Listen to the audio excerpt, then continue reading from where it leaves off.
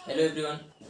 हम लोगों ने पिछले पार्ट में कक्षा 12वीं के हिंदी के गद्य खंड के अध्याय तीसरा का पहला पार्ट देखे। दूसरा पार्ट में संपूर्ण क्रांति जो भाषण दिया हुआ है, इस भाषण के बारे में देखेंगे कि पटना के गांधी मैदान में जयप्रकाश नारायण के द्वारा जो भाषण दिया गया था, उसका जो छोटा अंश प्रस्तुत किया गया है हमारे अध्याय में। इसमें उनके भाषण के बारे में कुछ यानी कि बातों को हम जानेंगे। जैसे कि अगर बात करें तो 1974 की बात है। उस समय से पहले भारत की यानी कि स्थिति जो है, सरकार ने कहा था कि हम आएंगे, जैसे ही सत्ता में आएंगे, जीतेंगे तो हम गरीबी को दूर कर देंगे, हटा देंगे, गरीबी हटाएंगे। जैसे कि इंदिरा गांधी ने नारा दिया था कि गरीबी हटाओ का नारा दिया और सरकार बनाए। लेकिन लगातार जो है इसका प्रभाव विपरीत देखने को मिला। बिहार के यानी कि लोगों का स्थिति जो है, गरीबी बढ़ते गया, मानसून की स्थिति खराब होने के कारण और भी यहाँ की स्थिति जो है खराब हुआ, भ्रष्टाचार की स्थिति उत्पन्न हुआ। तो ऐसी स्थिति में जो है सभी यानी कि यहाँ के छात्र संघ ने, बिहार के छात्र संघ ने निर्णय लिए कि हम जो है किसी तरह से सरकार के विरुद्ध में आंदोलन करेंगे। सरकार ने वादा किया था कि हम जैसे ही सत्ता में आएंगे, हम यानी कि अनेक तरह के जो है बातें का वादा किया था, लेकिन वादों को जो है पूरा नहीं किया।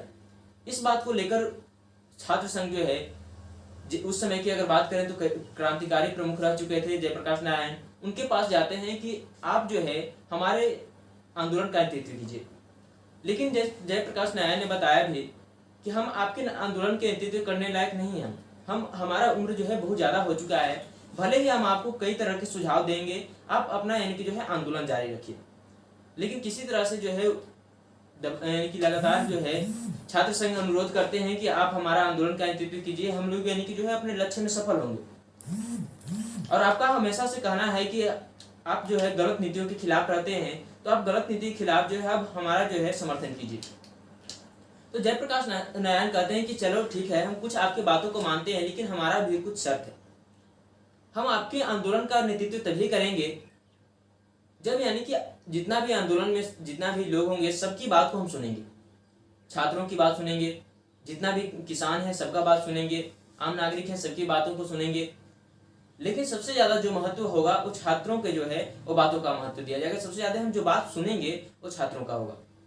उसके साथ साथ बात तो हम सबका सुनेंगे, लेकिन जो बातों का जो निर्णय होगा, जो अंतिम निर्णय होगा, वो मेरा होगा। और उस निर्णय को सभी आंदोलनकारी को, सभी सभा के व्यक्ति को जो है मानना अनिवार्य होगा। तभी हम आपके आंदोलन का जो है नेतृत्व करेंगे, अन्यथा हम आपके आंदोलन का नेतृत्व नहीं करेंगे। क्योंकि इसके पीछे एक प्रमुख कारण यह है कि जब तक कोई भी आंदोलन अगर हो रहा है तो उसका कोई सही नेतृत्व करता नहीं है, नेतृत्व करने वाला नहीं है, तो आंदोलन अपने लक्ष्य को सही तरह से प्राप्त नहीं कर सकता है। क्योंकि अनेक प्रकार के व्यक्ति होते हैं, अनेक प्रकार का अपना राय देंगे, अनेक प्रकार के सुझाव देंगे, उसमें झगड़ा हो सकता है, अनेक प्रकार के विवाद उत्पन्न हो सकता है। तो ऐसी स्थिति में एक अच्छा नेतृत्व करता होना चाहिए, तभी लक्ष्य को जो है सही से प्राप्त किया जा सकता है। उसके साथ साथ जो है जयप्रकाश नारायण बताते हैं कि हम आंदोलन का नेतृत्व करने के साथ साथ हमें सबसे पहले ध्यान देना चाहिए कि हम जो आंदोलन कर रहे हैं वो किस लिए कर रहे हैं। आंदोलन कर रहे हैं हम जनता के भलाई के लिए, जनता के अच्छाई के लिए। तो आंदोलन में प्रमुख रूप से हमें इस बात का ध्यान देना चाहिए कि जब हम आंदोलन कर रहे हो तो उसमें आम जनता को नुकसान ना हो, और जो हमारा आंदोलन हो वो सही हो। ये नहीं कि हम कोई भी बातों को लेकर, कोई ऐसे मुद्दों को लेकर जो उतना उपयुक्त नहीं है, सही नहीं है, वैसे मुद्दों को लेकर हम विरोध करते रहे। हमारा जो बात होना चाहिए, सरकार के सामने जो बात हम रख रहे हैं, जो विरोध कर रहे हैं, वो सार्थक होना चाहिए, सही होना चाहिए। तभी सही मायने में हम अपने लक्ष्य को प्राप्ति कर सकते हैं। जो हमारा आंदोलन का लक्ष्य होगा उसको हम प्राप्त कर सकते हैं। उसके साथ साथ हमारा आंदोलन जो है वो अहिंसा पे रहना चाहिए, हिंसा के पथ पे नहीं होना चाहिए। क्योंकि हिंसा के पथ पे अगर हमारा आंदोलन चलेगा तो ज्यादा दिनों तक नहीं चल पाएगा, कामयाब नहीं हो पाएगा। क्योंकि अगर हम हिंसा का सहारा लेंगे तो सरकार हमारे आंदोलन को जो है कुचल देगी और हमें जो है विद्रोही ठहराएगी। तो इस प्रकार से हमारा जो आंदोलन है उसका प्रमुख उद्देश्य होना चाहिए कि उसमें किसी भी आम जनता को नुकसान ना हो। उसके साथ साथ जो है हमें अपने यानी कि जो है अहिंसा के आधार पर चले, हिंसा को अपनाए नहीं। इस प्रकार से जो है हम अपने आंदोलन को जो है सक्षम बना सकते हैं। उसके साथ साथ बताते हैं कि हमारी सरकार जो है वो हमसे वादा किया था कि हम जैसे ही सत्ता में आएंगे हम आपकी गरीबी को दूर कर देंगे, गरीबी हटाओ का नारा दिया। उसके साथ साथ भ्रष्टाचार को दूर करेंगे, हमारी जो स्थिति है उसको सुधार करेंगे। लेकिन सरकार आने के पश्चात भी जो है जब जैसे ही सत्ता में जीत गई, वो अपनी तरह से जो है काम को करने लगी है। और हमारे लिए कुछ खास तरह के जो होना चाहिए, जो नियम होना चाहिए, जो नीति होना चाहिए, वो नीति नहीं अपनाया जा रहा है। अगर नीति अपनाया भी जा रहा है तो उसमें उस नीति से नीतिगत होने से ज्यादा उसमें उन लोगों का स्वार्थ छुपा हुआ है। यानी कि नीति अपनाया जा रहा है, जो सत्ता में है उनके द्वारा जो नीति बनाया जा रहा है कि चलो हम इसका विकास करेंगे, सड़क बना देंगे, ये करेंगे, वैसे करेंगे, अनेक प्रकार की नीति बनाया भी जा रहा है, तो उस नीति के पीछे उनका स्वार्थ छुपा हुआ है। क्योंकि उस नीतियों के माध्यम से जो है वो अपने को लाभ पहुंचाना चाहते हैं। उनका सही अर्थ ये नहीं है कि हम उस नीति को सही तरह से कामयाब करें जिससे कि हमारा देश का विकास हो, हमारा विकास हो। इन सभी बातों को लेकर उनमें खास कोई महत्व नहीं देखने को मिलता है। हर बात के पीछे, हर नीति के पीछे जो है अपने स्वार्थ को देखते हैं और स्वार्थगत होते हैं। तो ये नीतियां गलत है और हम हमेशा ही कहते आ रहे हैं कि हमारा हम जो लड़ाई लड़ते हैं, जो विरोध करेंगे, वो हमेशा हम गलत नीतियों का विरोध करेंगे। चाहे वह व्यक्ति कोई भी हो, हम उससे इन बातों का लेकर नहीं चलेंगे। हमारा मुख्य उद्देश्य होगा कि कोई भी गलत नीति हो, हम उस गलत नीति का विरोध करें। और प्रमुख रूप से जो है इस बात पे जो है चर्चा किया जाता है। और आगे बताते हैं कि जैसे कि हमने प्रारंभिक शिक्षा जो है अपने ग्रामीण क्षेत्रों में पूरा किया और माध्यमिक शिक्षा के बारे में बताया कि जैसे कि पटना कॉलेजिएट से किए। उसके पश्चात इन्होंने सुना था कि अमेरिका में जाके वहाँ पे पढ़ना कोई यानी कि ज्यादा जो है असंभव बात नहीं है, मुश्किल बात नहीं है। ऐसी स्थिति में वो अपने घर का, उनका आर्थिक स्थिति कुछ बेहतर भी नहीं था, फिर भी किसी तरह से घर से पैसा इकट्ठा करके अमेरिका जाते हैं शिक्षा के लिए। जैसे कि अपने जीवन में यानी कि अगर बात करें तो जब आईएएस किए थे तो उस समय जो है असहयोग आंदोलन में सम्मिलित हो चुके थे। लेकिन जब असहयोग आंदोलन बंद हुआ तो इनके मन में विचार आया कि हम जो है हमें अमेरिका जाकर पढ़ना चाहिए। इस बात को ये सुन चुके थे कि वहां पे जो है काम करके पढ़ना जो है विद्यार्थियों के लिए ज्यादा मुश्किल नहीं है। और इस बात को लेकर जो है उन्होंने 1922 ईस्वी में जैसे ही यानी कि असहयोग आंदोलन बंद हुआ, वो अमेरिका गए। वहां जाने के पश्चात इनको अनेक तरह की परिस्थितियों का सामना करना पड़ा। जैसे कि अगर बात करें तो वहां की परिस्थितियों में अगर प्रमुख रूप से बात करते हैं तो जैसे ही वहां पे गए तो इनको अनेक छोटे छोटे कामों को करना पड़ा। अनेक छोटे छोटे तरह के काम करने पड़े, जैसे कि जो होटल होता है उसमें जाकर बर्तन साफ करना पड़ता था। उसके साथ साथ छोटे छोटे जो यानी कि जूता चप्पल का काम हुआ, साफ करने का काम हुआ, किसी घर साफ करने का काम हुआ, ये सब कर लिया करते थे। कचरा फेंकने का काम कर दिया करते थे। यानी कि कहें तो अनेक छोटे छोटे कामों को कर किसी तरह से जो है इतना पैसा इकट्ठा कर लेते थे जिससे कि जो कॉलेज है उसका फी भर दे, उसके साथ साथ जो है अपना पढ़ाई में भी कुछ यानी कि जो है अपना बुक खरीद लें और अपना जो है किसी तरह से अपना जीवन चला लें।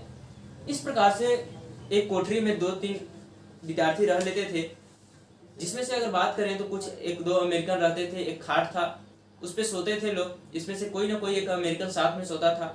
ये अपने साथ एक बिस्तर ले गए थे, अगर कोई सोता था तो वो भी अपने बिस्तर के साथ जो है इस तरह से सोता था। तो इस प्रकार के बहुत ही गंभीर परिस्थितियों में जो है इन्होंने अपना शिक्षा वहां पे ग्रहण किया, जैसे कैलिफोर्निया विश्वविद्यालय में, बर्लिन विश्वविद्यालय में।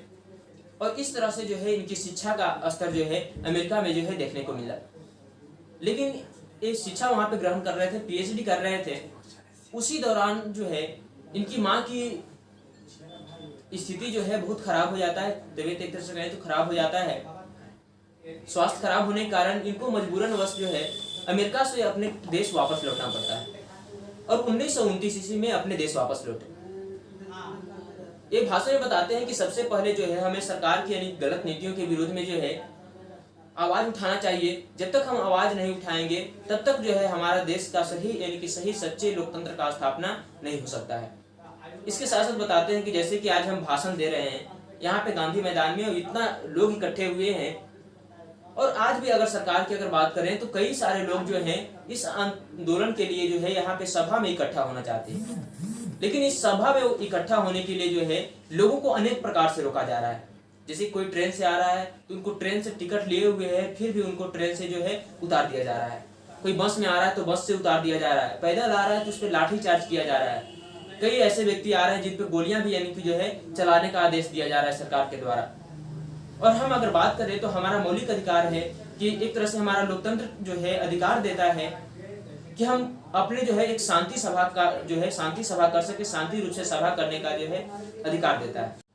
जयप्रकाश नारायण का प्रमुख कहना यह था कि हमारा किसी व्यक्ति से झगड़ा नहीं, कोई भी व्यक्ति हो, सत्ता में हो, सरकार हो, उससे हमारा प्रत्यक्ष रूप से कोई खास यानी कि जो है झगड़ा नहीं है। हमारा जो झगड़ा है वो उसके द्वारा अपनाए गए गलत नीतियों से। अगर कोई भी गलत नीति को अपनाता है तो उसका हम विरोध करेंगे, चाहे वो व्यक्ति कोई भी हो, प्रधानमंत्री हो, राष्ट्रपति हो या कोई भी व्यक्ति हो, वैसे व्यक्ति का हम जो है विरोध हमेशा करेंगे जो कि गलत नीति अपनाएगा, जिससे कि हमारे देश को नुकसान होगा। जैसे कि इन्होंने बताया कि गांधी जो हैं उन्होंने हमें बहुत यानी कि एक तरह से हमें बहुत मानते थे, हम कई बार उनका आलोचना भी किए, कई बार विरोध भी किए, लेकिन फिर भी जो है हमको प्यार से बुलाते थे और हमें प्यार से जो है कई बार हमें समझाया भी है कि किस तरह से हमको यानी कि आंदोलन करना है, किस तरह से शांति तरीके से आंदोलन करके जो है हम अपने देश को जो है जल्द से जल्द आज़ाद करा सकते हैं। इस प्रकार से कई बातों को हमको जो है बुलाकर गांधी जी ने समझाया। उसके साथ साथ जैसे कि जवाहरलाल नेहरू, जिनको हम अपने भाई के समान मानते हैं, उनके प्रति जो है हमारी बहुत भावनाएं हैं, बहुत यानी कि एक तरह से उनको मानते हैं हम, और वो भी हमें मानते हैं। लेकिन कई बातों पे जो है उनका भी हमने विरोध किया है, जैसे कि कई विदेश नीतियों को लेकर, जैसे कि चीन के विरोध में, जैसे कि जो नीति अपनाए थे कि चीन हमारा भाई है, जो कि आगे चलकर चीन ने धोखा दिया 1962 में जब आक्रमण कर दिया, तो इनके दिल पे एक तरह से इतना बड़ा धक्का लगा कि 2 वर्ष में ही जो है वो धरती छोड़कर चले गए। तो इस प्रकार से जो है ये सभी यानी कि बातों को जिसकी बताते हैं कि जवाहरलाल नेहरू हमारे बात को शुरू में नहीं माने, लेकिन अंततः जो है अंत में जो है हमारे बातों को जो है उनको स्वीकार करना पड़ा। लेकिन एक खासियत थी उनमें कि हम कितना भी आलोचना उनका करें, कितना भी विरोध करें, वो कभी इन बातों का बुरा नहीं मानते थे कि हमारा आलोचना किया जा रहा है, हमारा बुराई किया जा रहा है। उन बातों को जो है वो हंसकर मान लेते थे। और इस प्रकार से जो है इनका प्रमुख कहना यह था कि हमारा इनकी जो है एक तरह से कहें तो हमारा कोई झगड़ा जो है किसी व्यक्ति से नहीं। अगर सरकार अपनी गलत नीतियों को सुधार ले, सही नीति अपनाए, तो हम अभी भी जो है सरकार का विरोध नहीं करेंगे, जो व्यक्ति है उसका विरोध नहीं करेंगे। उसके साथ साथ बताते हैं कि हमारे समाज में एक सच्चे लोकतंत्र की स्थापना होनी चाहिए, जो ऐसा लोकतंत्र एक हो जिसमें दल विहीन हो। यानी कि बहुत सारा, जैसे कि अभी बात करें तो हमारे देश में बहुत सारा दल है, बहुत सारे राजनीतिक दल हैं, तो कोई भी राजनीतिक दल ना हो, यानी कि एक तरह से कहें तो दल विहीन लोकतंत्र का जो है स्थापना किया जाए, जिससे कि समाज जो है स्वयं से जो है शासन व्यवस्था को संचालित करे, स्वयं से जो है चुनाव इन प्रक्रियाओं को ध्यान दे, यानी कि अनेक प्रकार के जो है बातों को बताते हैं। उसके साथ साथ बताते हैं कि हमें जो है चुनाव की प्रक्रिया में भी अनेक तरह के सुधार करने होंगे। एक पुरानी चुनाव की प्रक्रियाएं जो है वो बहुत एक तरह से पुरानी हो चुकी है, एक अब के समय में जो है इसका एक तरह से जो है बदलाव इसमें अनेक तरह के होने चाहिए, क्योंकि हमारा लोकतंत्र कहता है कि सबको जो है समान अधिकार होना चाहिए, समानताएं होनी चाहिए। लेकिन आज जो है ज़्यादातर यानी कि अगर बात करें चुनाव में तो ज़्यादातर बहुत ज़्यादा से ज़्यादा जो है पैसा खर्च किया जाता है। अगर उन पैसों को जो है हम अगर विकास की स्थिति में उसको ज़्यादा से ज़्यादा खर्च करें तो हमारा देश का विकास जल्दी से जल्दी ज़्यादा से ज़्यादा हो सकेगा। तो इन बातों को ध्यान में रखते हुए हमें जो है चुनाव में ज़्यादा पैसा खर्च नहीं करना चाहिए। उसके साथ साथ हमें जो गरीब वर्ग के लोग हैं, जो नीच वर्ग के लोग हैं, जो कि खड़ा नहीं हो पाते हैं चुनाव में, सोचते हैं कि हम खड़ा होंगे तो हमको कौन वोट देगा, तो उन वर्गों को भी बढ़ावा दिया जाना चाहिए, छूट मिलना चाहिए, ताकि वो वर्ग भी जो है सत्ता में अपना साझेदारी दे, आगे आकर अपना जो है सत्ता में हिस्सेदारी बनाए रखे। तो ऐसी स्थिति के लिए जो है उनको बढ़ावा देना चाहिए। अगर पैसा कम खर्च करने की अनुमति होगा तो गरीब वर्ग के लोग भी जो है चुनाव में खड़ा हो सकेंगे।